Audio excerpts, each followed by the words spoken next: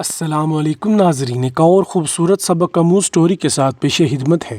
بات دل کو لگے تو چینل کو لائک کرنا، شیئر کرنا اور سبسکرائب کرنا نہ بھولیے گا، شکریہ۔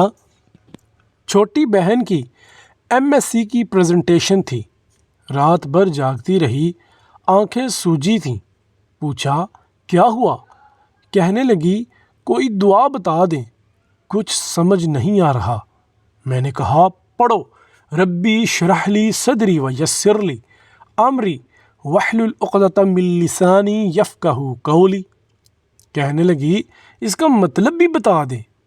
میں نے مطلب بتایا، اے میرے رب، میرے لیے میرا سینہ کھول دے اور میرے لیے میرا کام آسان کر اور میری زبان کی گرہ کھول دے کہ وہ میری بات سمجھیں۔ وہ حیرت سے گنگ میری طرف دیکھ رہی تھی۔ میں نے پوچھا کیا ہوا؟ کہنے لگی باجی، اس میں تو میرے ہر مسئلے کا ذکر ہے جس کے لیے مجھے الفاظ نہیں مل رہے تھے۔ اب حیران ہونے کی باری میری باری تھی۔ وہ گویا ہوئی، رات بھر پڑھنے کے بعد مجھے لگ رہا تھا جیسے میرا سینہ بند ہو گیا ہو اور مجھے لگتا ہے کہ مجھے کچھ بھی یاد نہیں۔ ذہن جیسے منتشر ہے، خدشہ ہے کہ میں کچھ بول نہیں پاؤں گی، جیسے زبان پر گرہ لگی ہو اور میرے لیے کچھ کہنا مشکل ہو، اور ایسے میں جو کہوں گی وہ کسی کو کہاں سمجھ آئے گا۔ اللہ نے یہ صورت شاید میرے لیے ہی اتاری ہے، میری ساری کیفیت سمجھ کر مجھے مانگنا سکھایا ہے۔ کتنا مہربان ہے نا وہ رب۔ اب یہ بتائیں یہ آیت کب اور کس پس منظر میں اتری؟ وہ اپنی ٹینشن بھول کر اس دعا کو سمجھنا چاہتی تھی۔ میں نے اسے بتایا، ان الفاظ میں موسیٰ علیہ السلام نے دعا کی تھی جب انہیں فرعون کی طرف بھیجا گیا۔ وہ سبق کی دہرائی بھول چکی تھی۔ اس کا اگلا سوال تھا، موسیٰ علیہ السلام نے اللہ سے دعا میں یہ سب کیوں مانگا؟ وہ فوج، طاقت اور دیگر وسائل بھی تو مانگ سکتے تھے۔ اگر میں ہوتی تو میں شاید یہ سب مانگتی۔ میں نے اس دعا کو بار بار پڑھا تھا اور دل کی گہرائی سے، اور اس کے اثرات بھی ہمیشہ کئی لحاظ سے محسوس کیے تھے۔ ایسے وقت جب کوئی حل سمجھ نہ آتا، یہ دعا میری ڈھارس بندھاتی، مگر اس انداز سے کبھی نہ سوچا تھا۔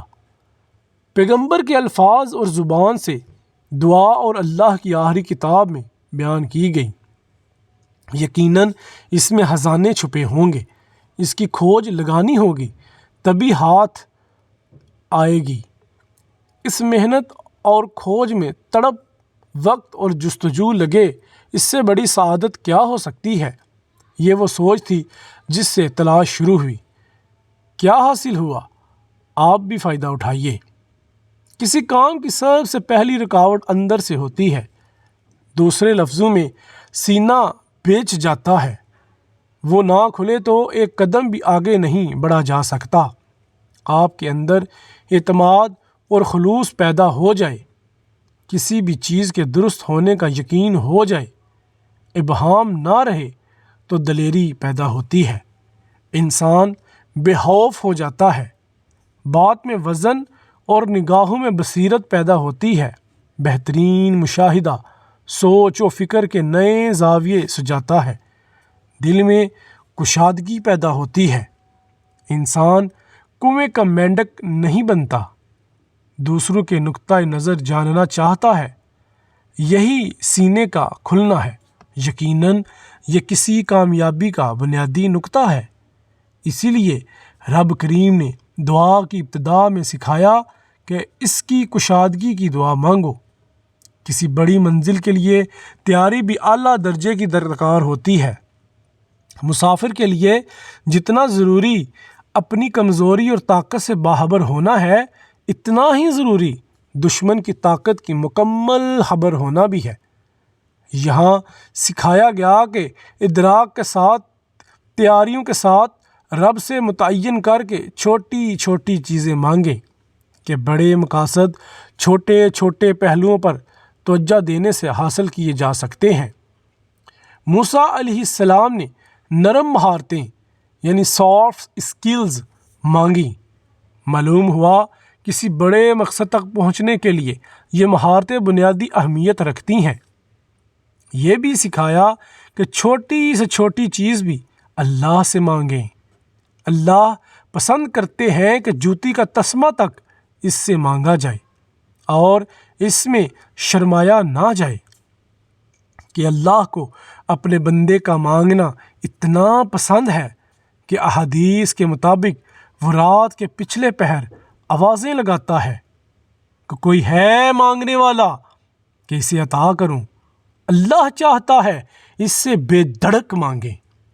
اس میں وہ کسی کا واسطہ نہیں چاہتا، اپنے بندے سے ڈائریکٹ تعلق چاہتا ہے۔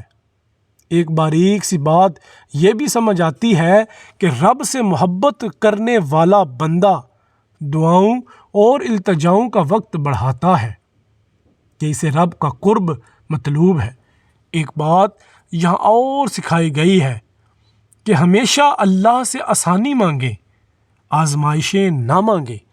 آپ جو مانگیں گے اس کی جناب سے ملے گا۔ ایک نبی نے رب سے مانگنے میں کیا اہم سمجھا، وسائل میں ترجیح کسے دی، یہ نکتہ انتہائی اہم ہے۔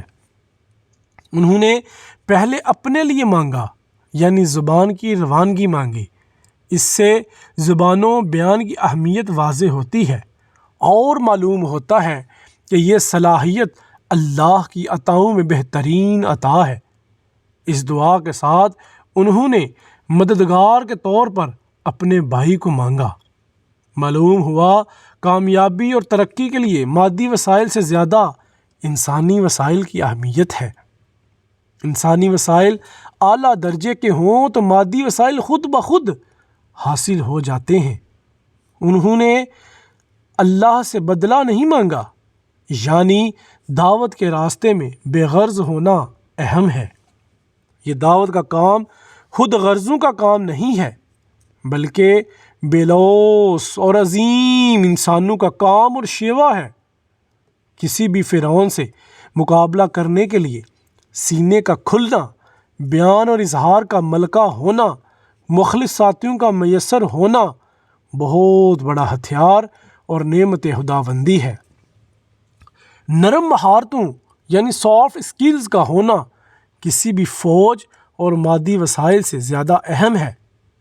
ایک ساتھی سے بات ہوئی، کہنے لگیں بسا اوقات اچھا بولنے اور قائل کرنے کے لیے الفاظ اور دلائل کا انبار ہوتا ہے، لیکن سامنے والا سمجھنے کے لیے تیار نہیں، تو یہ دعا الفاظ میں وہ تاثیر عطا کرتی ہے کہ سامنے والا آپ کا مطمع نظر سمجھ جاتا ہے۔ ایک اور پہلو، اس دعا کو ہم درس یا پریزنٹیشن دینے سے پہلے تو پڑھتے ہی ہیں، لیکن اپنی عام گھریلو روٹین میں بھول جاتے ہیں۔ اگر معمولات میں شامل کر لیں تو اللہ اپنی رحمت خاص سے ہمارے کام آسان فرما دیتا ہے۔ جیسے کسی کے درمیان صلح کروانے کی کوشش کرتے وقت کسی بڑے کو کسی بات کا اچھا پہلو بتاتے ہوئے اپنی کسی ساتھی، والدہ، ساس، بہو، شوہر کسی بھی تعلق میں اپنا مسئلہ، اپنی کیفیت سمجھانے کے لیے، یا گھر کے کسی معاملے، کسی شادی بیاہ کی رسم کے خاتمے کے لیے اپنے کسی بچے یا چھوٹے بہن بھائیوں کو کوئی بات سمجھانے سے پہلے اس دعا کو اس پیرائے میں رکھ کر رب سے مانگیں تو انشاءاللہ ہمارے کاموں کو اللہ آسان فرما دیتے ہیں۔ یہ میرا عملی تجربہ ہے۔